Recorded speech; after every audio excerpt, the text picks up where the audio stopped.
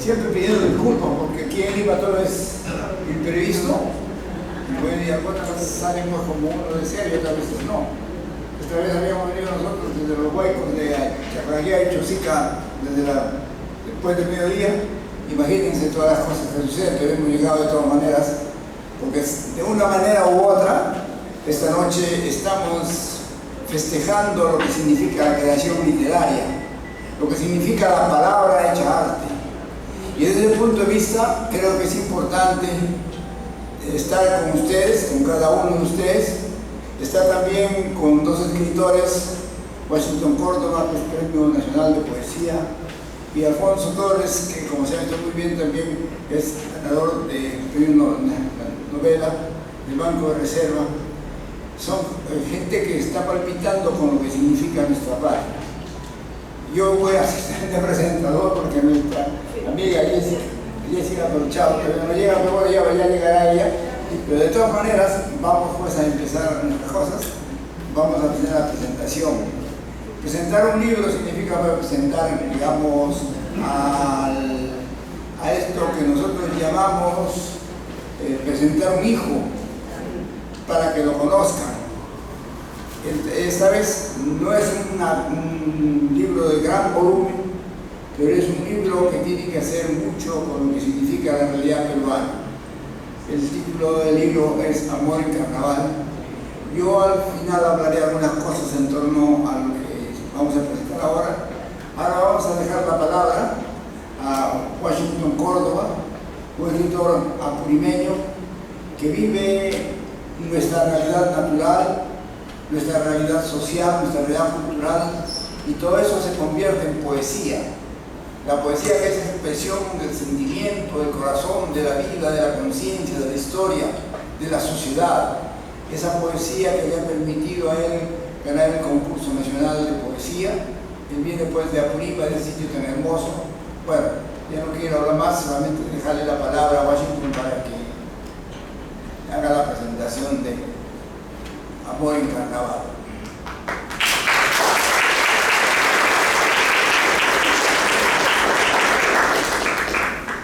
Gracias, maestro Félix.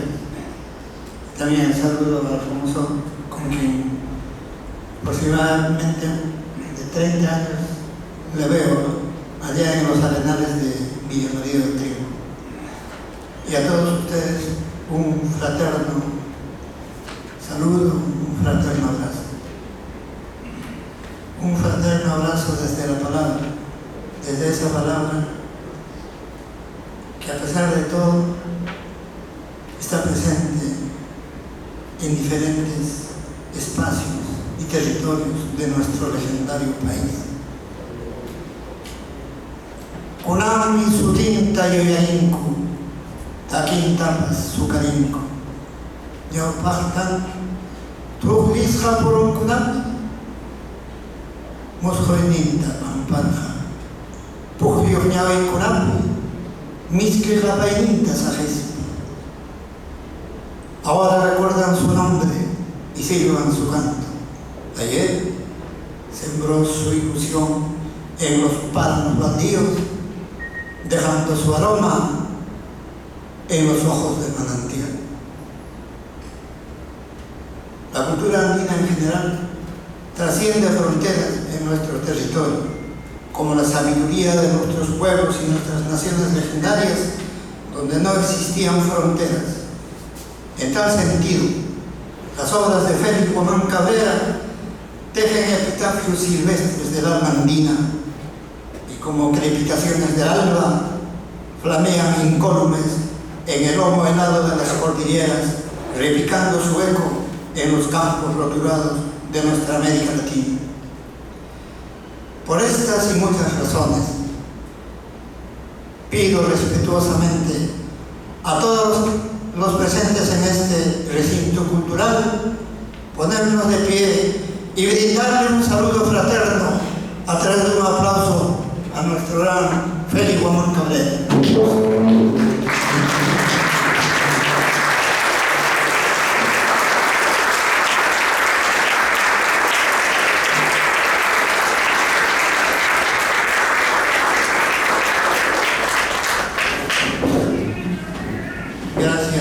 sinceramente gracias. En comparsas llegan al centro viejos y jóvenes, varones y mujeres, todos a bailar y a mirar la alegría que llega con la lluvia de febrero y con el sureo de las torcasas que arrullan en tunales y árboles. Así culmina el primer capítulo de Amor en Carnaval, escrito por Félix Bolón Cabrera. En general, una novela con una prosa narrativa, olor a tierra fecunda y a limanchito verde en las tardes de junio. Es el sentimiento andino que cubre todas las páginas de esta novela. Es la voz oriunda del silencio canteño que nace en las mismas entrañas del manantial sagrado. Es el hálito impregnado en el corazón de Carlos, personaje principal de la novela. Amor en Carnaval, que con tanta ternura recordaría a Visitación su Yanañao y su Cusúa, a quien parecía decirle: no hañao pawainchayo charango chucarín en caro chimpacunapo y arecuscate son fuequita su arjani jantafmi kusi ayarachi kiwan hueñay pasas maquín guayay shurapacuscate apacuaita un arjani. Yo te seduje con mi viejo guayno cuando el sonido del charango trinaba en el horizonte.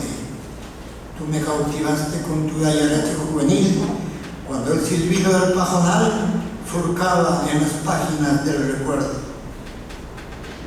Amor en Carnaval no es sino la expresión genuina de los hombres y mujeres que hilvanan un amasijo de nostalgias en la tierra del maíz, donde el cibargente bandido lanzó su furibundo canto al compás de quenas, tiñas y charangos.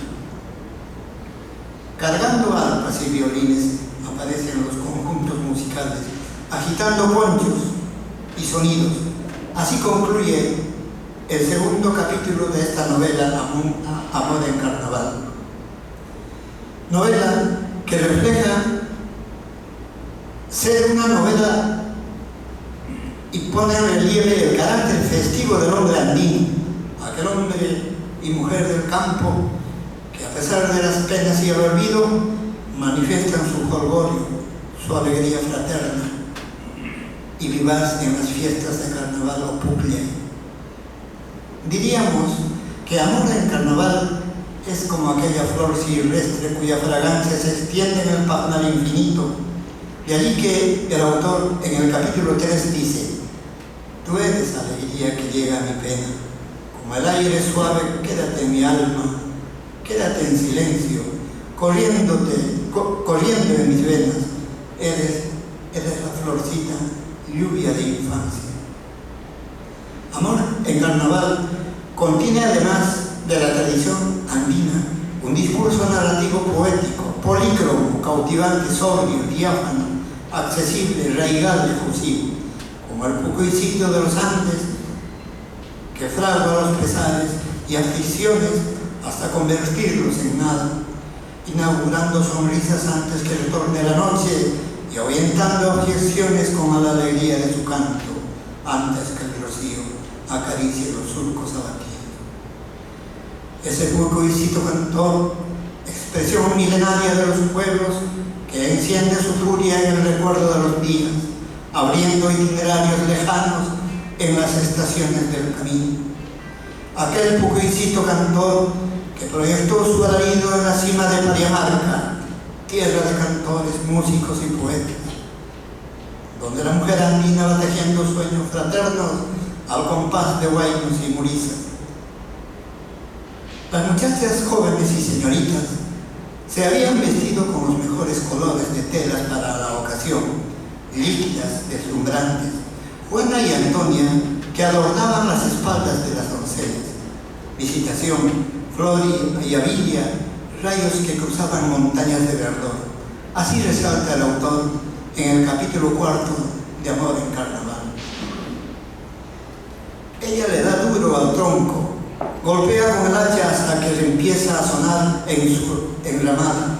Dale con el filo, desastilla con toda tu alma, bichita. Ya ves, ya poco a poco se va inclinando el tronco. Dale, bicha, es tuyo el monte, dale más y más. Y luego, entre sonido y tronco, cae al suelo. Así describe la Yunza, el autor en el capítulo 5 de la novela. Es una narración festiva y alegórica, de profundo cariño y ternura, donde Carlos, mirando fijamente a su Yanañawi, le diría: yo te convencí con mi palabra embrujada cuando el gorjeo del gorrión palpitaba en el manantial. Tú me encantaste con tu gesto angelical cuando el graznido de invierno danzaba en las manos del destino. Sin embargo, digo, más allá de su profundo querer a visitación, más allá de su amor en carnaval, ya caracterizando el metatexto de la novela, entenderíamos que Carlos, el personaje principal, en lo más profundo de su ser, entre sí diría a visitación: palomita, ojitos de capulí, ternura mía, tú que anidas ausencias en los queñuales amputados, dime un Julián, ¿por qué cortaron tus alas queriendo detener tu vuelo? Torcasita, flor de alelí, corazón de fuego, que cobijas caricias en los estambres desgarrados, dime pues, Urpillay, ¿quién mancilló tu nombre hasta sangrar tu alma? Déjalo, Torcasita, amor mío, déjalo. Nuestros sueños áuricos renacerán libres en madrugadas de junio, y la calandria perseguida estrenará su nueva copla anidando ideales refulgentes. Así le diría entre sí seguramente Carlos a su Yanañawi y su Cuchuga visitación. El hilo conductor de toda la novela Amor en Carnaval es la tradición cultural andina, que con vestimentas de 1000 colores, serpentinas bebidas de molle y tunales, danzan y coplas a contrapunto. Se escenifican estas fiestas de los carnavales Ocucllay, donde se abordan una serie de subtemas referidos al mundo andino: la ternura, la solidaridad, el sentimiento colectivo y la fe inagotable de los hombres y mujeres del campo, la ayuda mutua, el respeto a la naturaleza, la vigencia de las costumbres y los quehaceres de la vida cotidiana. Amor en Carnaval, en cuya lectura he recorrido un vasto territorio, donde la yaguarguaita, hermosa flor de las praderas, crecerá aún más hermosa en las manos encallecidas. He percibido y sentido en Amor en Carnaval sus alegrías colectivas y su jubileo incontrastable, aun cuando por momentos se me hace un nudo en la garganta para decir y saber: ¿dónde estará la hija del silencio que tantas y tantas veces florecía su canto en las faldas de Ayashura? ¿Por qué se enredó su palabra que una vez perfilaba ilusiones refulgentes en las esquinas de Pariamarca? ¿Por qué se apagó su voz que tantas y tantas veces auspiciaba ternuras aniles en las gélidas cumbres de San Bueno? ¿Hasta cuándo recordaremos las melodías abatidas tocando este viejo charango? Amor en Carnaval de Félix Guamán Cabrera está llena de humanidad, de solidaridad, de fraternidad, de regocijo colectivo, de aliento infinito y de resistencia cultural, donde la palabra despliega sus alas para elevarse hasta el cenit de las montañas tutelares. Allí, donde la mujer andina teje ilusiones venideras en cada paso cansado. Allí, donde la sayua forja su destino al compás del silencio y el olvido secular, mientras el cernícalo malherido lanza su grito salvaje hasta romper los oídos de la noche. Por eso, invito férvidamente a leer esta novela, Amor en Carnaval, olor a tierra fecunda, donde el rocío matinal, el rostro de la fría mañana, mientras la lluvia baña los áridos campos, floreciendo su ternura en las páginas del tiempo, como la suave brisa que impulsó al gorrioncito negro tararear un carnaval en las callecitas angostas de Pariamarca, como aquella luciérnaga bendita que junto a su Yanañahui abrió los ojos de la penumbra, ese manojo de ideales que al son de Ayatakis y Huelías crece en los páramos baldíos, y ese amasijo de añoranzas que junto a las iguarguaitas, surcos y jajaguayos hierve su encanto en unos intersticios desdeñados, estas sílabas cautivantes de Félix Guamán Cabrera que se encumbran desde el alba, hirviendo su nostalgia en horitas de barro. Gracias, Félix Guamán Cabrera.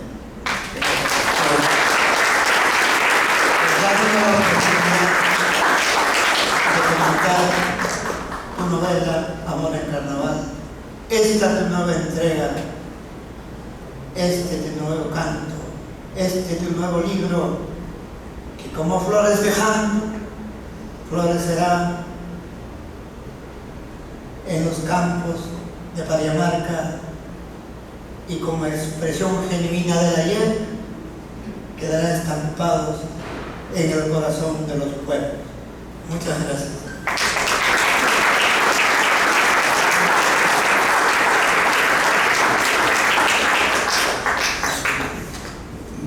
Vamos a escuchar ahora al novelista y narrador Alfonso Torres. Ante todo, muy buenas noches. Quiero agradecer a Félix por la gentileza que ha tenido de ponerme a mí acá como comentador de su novela Amor en Carnaval. Amor en Carnaval es una novela corta del subgénero juvenil. Es un canto al amor entre adolescentes. Esta novela sorprende porque escapa a la temática habitual de Félix, que es el relato político. Félix, en realidad, él es un escritor político. Tiene novelas como, por ejemplo, Candela quema luceros, Sierpe de acero, Monedas de oro, Canto, Flor y tormenta, En las espigas de julio y muchas más. Su temática es esa, pero ahora nos sorprende con esta novela que está acá, Amor en Carnaval. Amor en Carnaval es una novela corta, pero aspira a competir con novelas de 300 páginas, como por ejemplo Bajo la misma estrella, del escritor norteamericano John Green. El tema de esta novela es el amor y la importancia de disfrutar de la vida. Ese es el tema de realidad de la novela de Félix. Al leer la novela, uno le encuentra varios méritos. Uno de ellos es que activa momentáneos estados de ánimos, porque a medida que leemos nos vamos dejando llevar por sorpresas hasta caer cautivados. Pasamos de la tristeza a la alegría, de la paz al miedo, del valor a la cobardía. Un sinfín de emociones. Sufrimos con los personajes cuando padecen y al momento de enamorarse nos enderezamos con ellos. Yo me preguntaba, ¿cómo un hombre de la tercera edad como Félix ha escrito esta novela con un tono juvenil? Pero luego, dándole una segunda lectura, me doy cuenta de algo. Esta novela está ambientada en los años 60, cuando Félix era un muchachón de 20 a 18 años. Y de ahí viene ese tono, porque en realidad esta novela tiene ese tono. Cuando uno lo lee, se da cuenta que hay un tono de voz, ¿no? Pero no es de un hombre de 80, es un muchacho. Y ahí, analizando bien, me doy cuenta, la novela está ambientada en los años 60, 5 o 6 años antes de la dictadura militar, cuando Félix pues, todavía estaba muchachón, pero no, era 22 años más o menos. Bueno,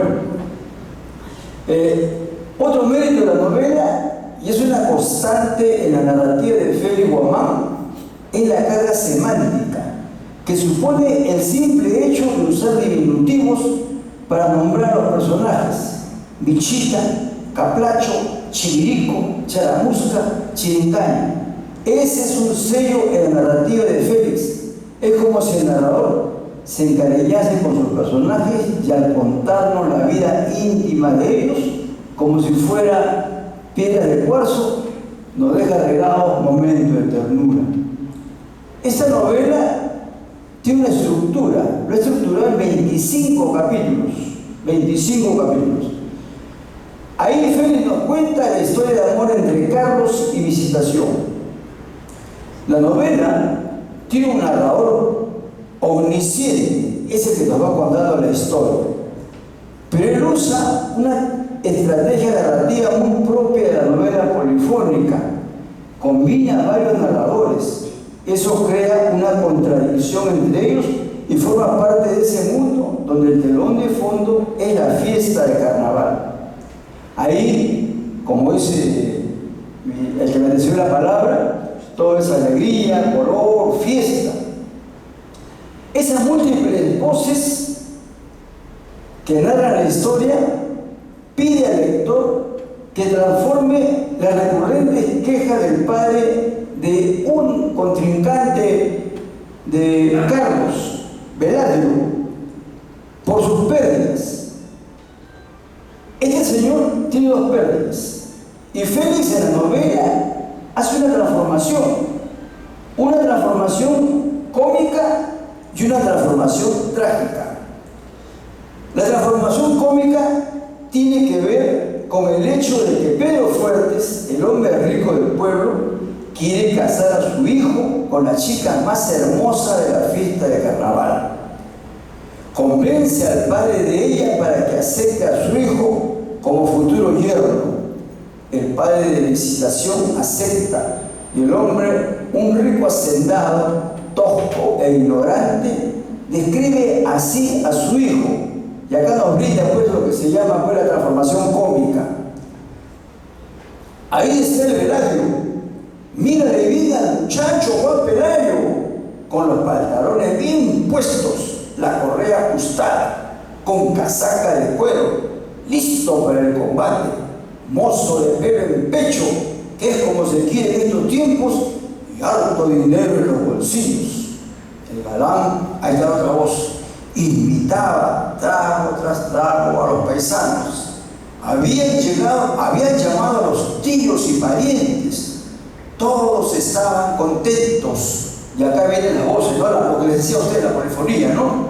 Caramba, qué oportunidad como esta. Por su hija, Juan Pelayo, brindemos juntos, salud. Como si la hubieras hecho para mi hijo, Juan Pelayo, comentaba Don López Pedro Fuertes. Y luego, en medio del alboroto, el ganadero afirmaba que mañana se hablaba con el alcalde y que en un 2x3 el problema se arreglaba. Donde hay plata, no hay muertos, compadrito. El padre de Visitación sacaba números. Ese matrimonio, si estuviera viva su finada, esa es lo que introduce Félix en su narrativa, la transformación cómica. Y luego viene lo que se llama, lo que yo considero que es la transformación trágica, que es una innovación de Félix. Aquí él trata de eliminar la barrera entre comedia y tragedia. ¿Qué quiero decir con eso? Miren, en la novela, en los relatos, la comedia siempre le ocurre a la gente pobre, ignorante. O sea, lo que le ocurre a ellos es signo de comicidad. ¿Ya? Es comicidad. Pero, ¿qué ocurre? Aquí en esta novela, Félix hace algo diferente. Estas personas toscas e ignorantes también se alzan por encima de la comicidad y nos da una versión trágica. Aquí Félix trata de eliminar la barrera entre comedia y tragedia, borrar la estricta convención según la cual los personajes bajos, los tipos toscos e ignorantes, pertenecen necesariamente a la esfera cómica. Se los coloca en una situación de patética consternación, mientras que la dimensión trágica se reserva exclusivamente a los personajes nobles, reyes, héroes mitológicos. Ellos son capaces de sacar de su sufrimiento conclusiones generales sobre el destino, la condición humana, el absurdo existencial o el oculto defecto de su propia mediocridad que los lleva al fracaso. Pedro Fuertes, el rico del pueblo, un hombre tosco y prepotente, a su manera torpe, resume así su condición humana cuando se entera de que Carlos y Visitación han huido, burlándose de él y de su hijo. Y él habla así, miren su monólogo. Es que ahora los hijos hacen lo que les da la gana, ya no hay autoridad, pero a mí nadie me viene con vainas, menos que se burle de mi hijo Velalio, hombre de pelo en pecho, que ha demostrado ser lo que es al ingresar a la escuela militar. ¿Qué otro mejor que él puede haber? Bueno, pero las cosas no vienen por gusto. No te me vas a poner con cara de pobre diablo. Tú eres un fuerte y se acabó. Si una paloma se va, viene otra volando, solita, a posarse en tu palma. Ya verás. Ese monólogo trágico, que no sale de los labios de un Ulises y de un Hamlet, sino de un campesino codicioso, tosco e ignorante, arroja una luz muy diferente a la trama de la novela. Es como si Félix asignara al tosco campesino bañado en plata el papel trágico de Edipo. El sufrimiento trágico, la conciencia trágica y la protesta contra lo que él considera una burla a él y su hijo tienen su sitio en esta narración. ¿Dónde y cómo pone Félix ese entendimiento tácito entre escritor y lector a espalda del protagonista? Es posible que eso lo digamos cuando la tía de Visitación habla con su cuñado, Pedro Pelayo. Acá viene nuevamente el juego de voces, pero Pelayo entiende que estamos en otra época, ya no es la nuestra, como cuando los mayores o los padres hacían lo que les daba la gana con nosotros. No hay otra época, se hace por el bien y el bien se tiene que dar. El bien para ti es el dinero, no hay otra cosa. ¿Dónde queda el corazón, los sentimientos? Para ti el amor es un negocio. En esos momentos Juan Pelayo se siente un banquero al borde de la quiebra. Su hija se ha marchado con un muchacho pobre que trastoca todos sus sueños de un matrimonio por conveniencia. Esa es la visión trágica que pone Félix dentro de la novela. Son reflexiones de sus personajes, campesinos y letrados, que en ese momento, donde han perdido la oportunidad de cambiar su vida, razonan como filósofos griegos. ¿Qué podemos decir a la novela? Amor en carnaval es una joya, una rosa envuelta en celofán, un regalo de Félix para la recreación de todos sus lectores, y solo nos queda decirle gracias, maestro.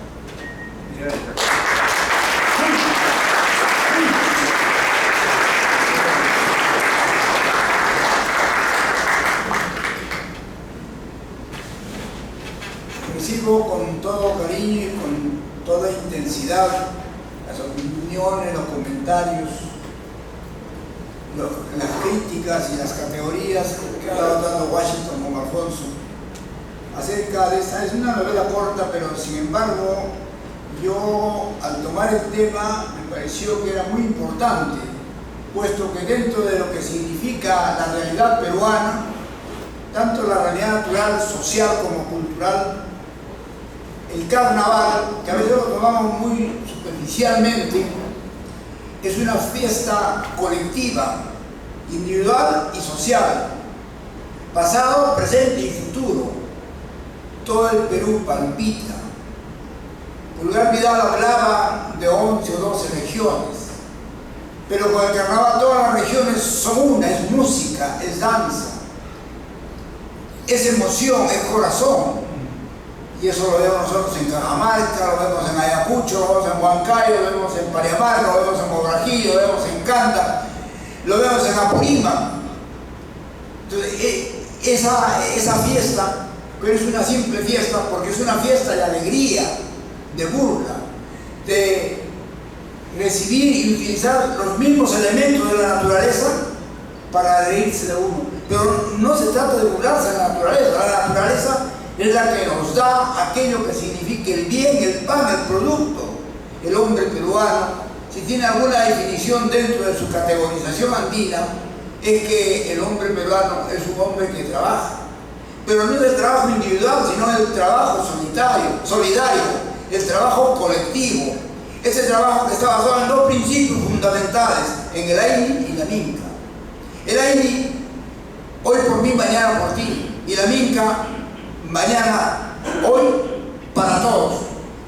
Esos principios fundamentales del trabajo. Y ese trabajo no es tedioso, no es vendido, no es comprado. Es un trabajo de alegría, de emoción. El hombre andino trabaja cantando, riendo, danzando, bailando, haciendo las coplas y riéndose. Y ahí está lo que eran las chirimías, ahí están las bandurrias, ahí está el arpa, así el violín, ahí están las mujeres cantando y los hombres también. Eso significa. Y cuando eso explosiona totalmente es lo que se llama el carnaval. Todavía no le da mucha importancia a esta discusión, pero es importante. Claro, dentro de la literatura andina tenemos pues toda una tradición. Desde la época de que se llamó el famoso indigenismo, de que se hablaba pues de explotación del indio, y eso fue cierto, ¿no? Explotaban y hacían lo que le daba la gana, vilipendiaban la dignidad del ser humano, es así. Pero a pesar de eso, dentro de nuestras quebradas, dentro de nuestras montañas, dentro de nuestros valles, en el Perú profundo, existía el hombre sencillo, el hombre de comunidad, que a pesar de recibir, digamos, el castigo y el desprecio de la sociedad, sin embargo, ellos sí gozaban en igualdad, en entusiasmo y en cariño. Porque, queridos amigos, queridos maestros, queridos jóvenes, queridos poetas intelectuales, hay que tener en cuenta que sí, el Perú es una realidad maravillosa.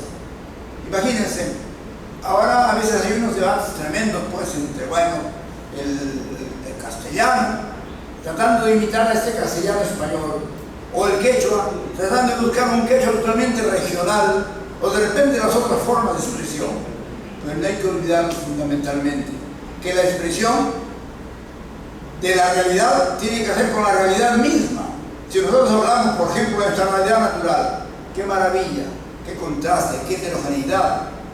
A veces incomparables las cosas, en el norte, en el sur, en la selva, en la costa. Esa es nuestra realidad. Y es la realidad natural la que a veces sostiene nuestra vida. Ella nos da de todo, nos da minerales, nos da los peces, nos da las frutas, la naturaleza. Y el hombre trabajando ahí, con ahí y conmigo. Ese trabajo solidario, ese trabajo de canción y de corazón. Y cuando hablamos ya de nuestra sociedad. Es cierto, la sociedad a veces citadina ha hecho posible que haya diferencias sociales, eso lo sabemos muy bien.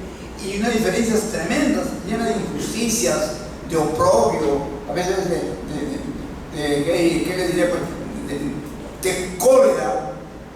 Eso ha existido y existe todavía, inclusive existe la discriminación, la segregación, la indiferencia, eso existe todavía. En la educación podemos ver nosotros en todo lado, ahora que estamos asistiendo, por ejemplo, al inicio de nuestros años escolares. Francamente, una educación que nosotros quisiéramos que se dé, no se da. Es una educación totalmente transportada de otro sitio. Una educación que exprese lo que nosotros somos. Esa educación que eduque al hombre peruano como maestro peruano, eso no se da. Y esa educación tiene que revisarse, tiene que verse de otra manera, con otra proyección, con otra forma. Eso es así. Por eso que nuestra realidad peruana es excelente. Y cuando hablamos de nuestra realidad cultural, pues a veces la palabra es corta. Por realidad cultural se da otro nivel. Cuando se habla de cultura, ¿qué se habla? De ciencia. Y nosotros hemos tenido, tenemos y tendremos ciencia, sí. Aquí en el Perú tenemos niños en estos momentos que ganan premios internacionales en matemáticas, en castellano, en historia, en idiomas, en computación. ¿Es cierto? Sí. Es la ciencia la cultura, pero no solamente la ciencia, sino ya el arte. Cuando uno llega, por ejemplo, a las ferias, a las situaciones de expresión cultural del Perú, uno se queda muy maravillado con los tejidos, con las danzas, con la música, bueno, es inacabable. Imagínense ustedes una competencia en febrero del Guayas en el Valle del Pantano. Inacabable. Como la gente no solamente trata de bailar, sino de gozar cuando está cayendo la lluvia y ellos van imitando a esa naturaleza. Y como en ese momento están relambayando los relámpagos y los truenos y ellos con su guapiro rompiendo la tierra. Eso es el hombre peruano. La música, la pintura inacabable. Acá nomás tenemos ahorita en estos momentos en la Casa de la Literatura esa pintura que ha hecho José Sánchez, un pintor chupaquino, demostrando esa calidad maravillosa de los colores. Pero ¿de dónde vienen esos colores? Vienen del Perú, pues, de los arcoíris, de nuestros contrastes, de nuestras quebradas, de nuestros amaneceres, bueno, todo eso, el Perú grande. Y frente a toda esta realidad tenemos que hablar nosotros. ¿Existe la palabra peruana? Sí. No necesitamos tener esquemas extranjeros de otro sitio. Nuestra palabra es en Perú. Escribimos en peruano, ¿cierto? Ahí están nuestros poetas de Vallejo, Arguedas, Sierra Alegría, Escorza, Javier Heró, y todos los escritores están escribiendo en peruano. Hay algunos que pueden imitar, digamos, con otras formas, otras técnicas, la manera de otros escritores. Pero ¿para qué si a nosotros nos sobran en todo nivel?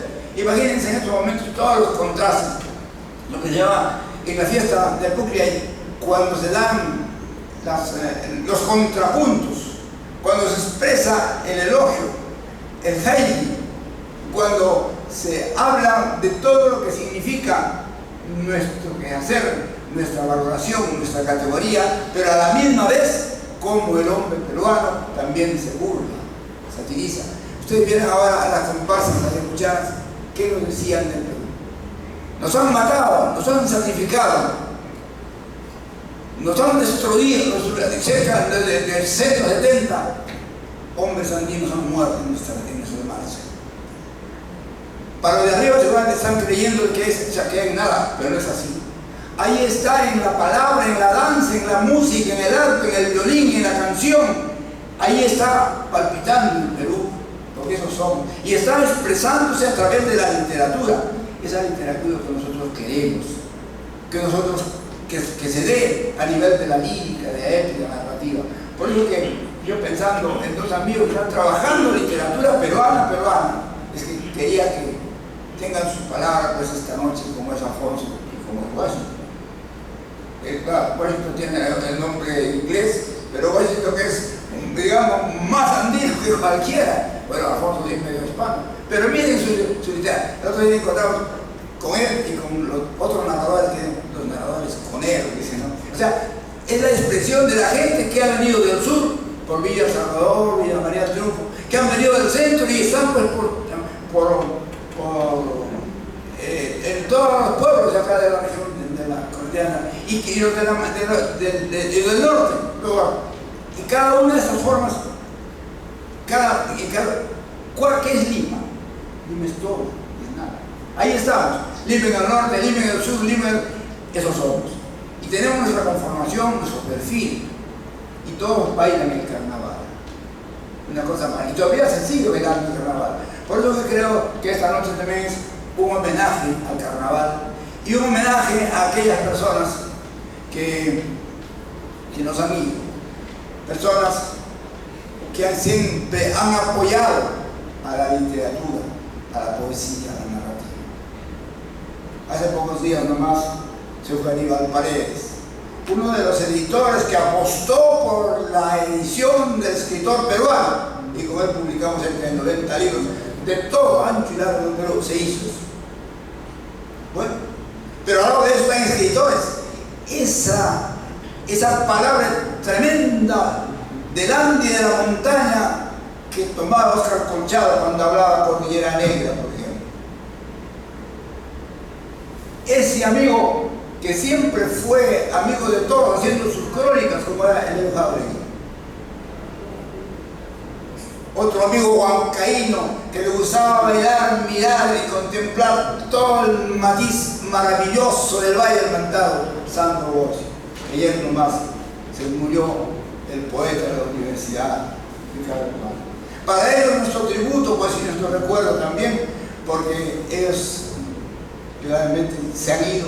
Pero aquí estamos presentes todavía, tenemos de repente algunos años de repente más de vida y seguiremos escribiendo intensamente. Por eso, queridos amigos, yo quiero agradecer realmente esta noche que estamos presentando, Amor en Carnaval, que bueno, es una novela corta, para que pueda leer, porque ya ando movido ahora dentro de lo que significa para la juventud. Cientos de chicos, cada semana, cada mes me invitan y estamos allí. Aquí está presente justo la directora del Destino, juntamente con sus maestros, o del Colegio Orrego, donde se lee, donde se hace cultura, donde se hace la expresión. Es una cosa excelente. Por eso, con ellos estamos viendo de cómo se da nuestra literatura. Ahí está nuestra literatura. No necesitamos estar en las páginas de los famosos periódicos argolleros, no, eso no. Basta con que la juventud esté leyendo. Y esos profesores, imagínense ustedes, haciendo una fiesta del libro, el homenaje al libro, el pasacalle al libro, el desayuno del libro, y todos leyendo, con autores peruanos. Autores que muchas veces no se conocen en general, pero sí, en cada sitio están sembrando cultura. Cultura que es ciencia y conocimiento, cultura que es arte y creatividad, cultura que es creencia y fe y ética. Queridos amigos, voy a terminar esta disertación leyéndoles un texto que a mucha gente les ha gustado, que se titula Ficha Personal. Dice así: nombre y apellido, Félix Guamán Cabrera. Edad, 80 y más. Soy del 43, 15 de marzo. Naciente del cantar de la lluvia y el floreo de las torcasas. Crecí entre surcos de sol y el poema secreto del rocío. Mi voz vino del sauco, del eucalipto y la montaña. Del pueblo de Pariamarca, provincia de Canta. Adrián era mi padre, Gañán de Cleva Honda. Herrero de fuego, lectura y de quimera. Mi madre campesina, Simona Cabrera. Huérfana de pequeña pero de cariño grande. Soy del Perú, claro, del mar, cordillera, selva. Soy de la tierra más hermosa y más terrible. Palabra que ríe, corazón que sangra buscando justicia y libertad. Tengo identidad, de verdad, de sueños, belleza y bondad. Soy maestro, laboro con el arte y con la ciencia. Escribo, leo, enseño y aprendo, siempre. Aprender y aprender para vivir. Desposea Carmela destello de mi corazón. La llevo aquí en mi pecho sonriendo, me da sus brazos en las alegrías y tropiezos.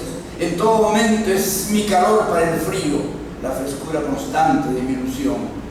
Mi casa queda en los girasoles de Huamparí, calle Machu Picchu, al pie de la cordillera, en la corriente del río Rima, donde florece el girasol y canta el zorzal. Crecen los patos, lúcumas y chirimoyas, florecen las bugambilias, los hijos y el amor.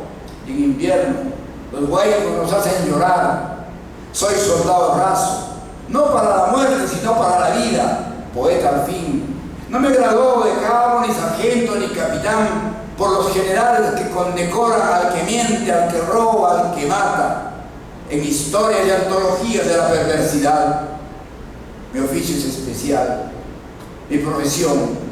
Trabajo con tonos, melodía de verbos y sustantivos, armonía del canto con pálpitos y suspiros.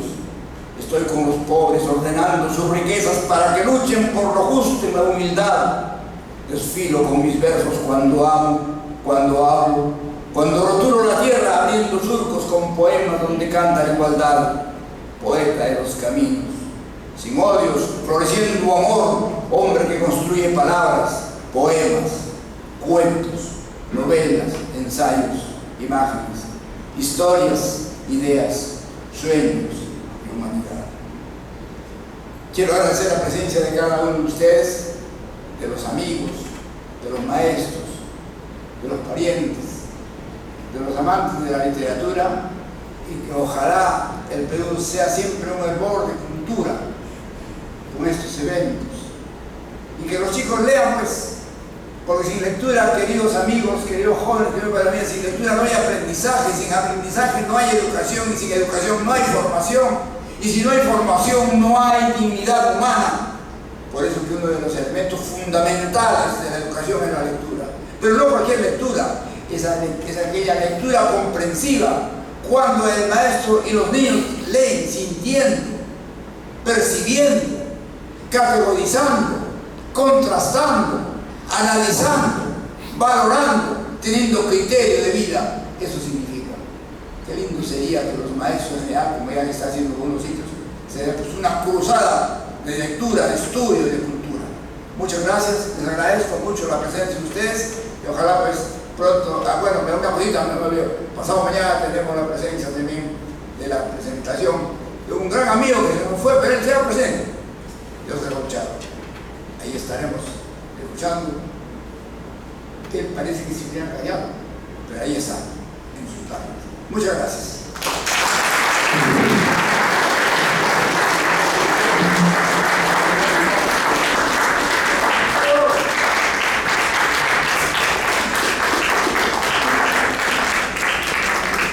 Carmelita, no sé si hay, ya hemos terminado, creo que hay una.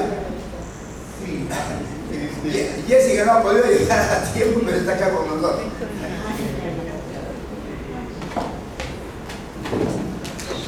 Buenas noches a todos. Agradecemos la participación de Félix Gómez Cabrera, de Alfonso Torres y Washington Córdoba, para quienes pido un fuerte aplauso.